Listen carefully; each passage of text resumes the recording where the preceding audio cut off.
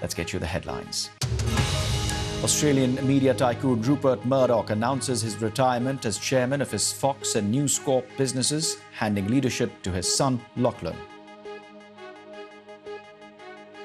US President Joe Biden pledges his continued support for Ukraine as its President Volodymyr Zelensky meets him in the Oval Office. A woman tells the BBC that Russell Brand exposed himself to her and then laughed about it minutes later on his radio program. India's parliament makes history with a constitutional amendment which would reserve a third of its seats for women. British prosecutors say 5 Bulgarian nationals will be charged with spying for Russia. They are due to appear in court in London next week, accused of conspiring to collect information of use to an enemy. The charges against the 3 men and 2 women cover a 3-year period dating all the way back to the year 2020. Armenia's Prime Minister says the country is ready to host tens of thousands of people displaced from the breakaway region of Nagorno-Karabakh after its surrender to Azerbaijani forces.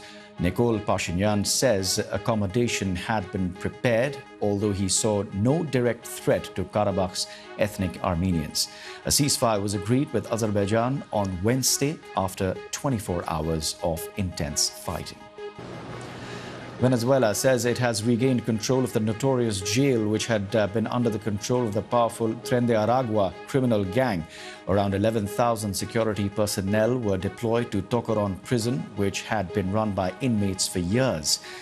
Prisoners were able to roam freely inside the penitentiary, which had hotel-like facilities, including a pool, a nightclub, and a mini zoo.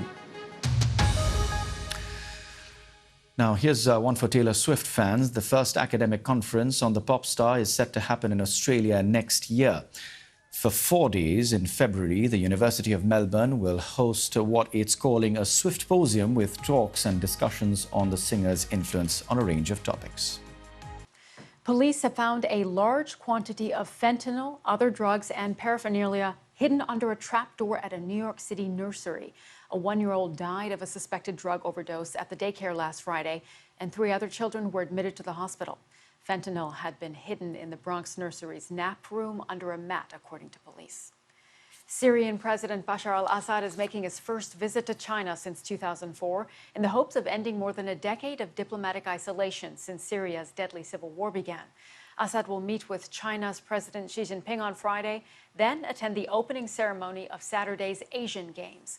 More than 500,000 people have been killed in Syria's conflict. And an indigenous group in Brazil has celebrated a ruling by the country's Supreme Court in favor of restoring territory to the group who were evicted by armed militia groups in the 1950s. And the decision is expected to set a precedent for hundreds of other indigenous land claims.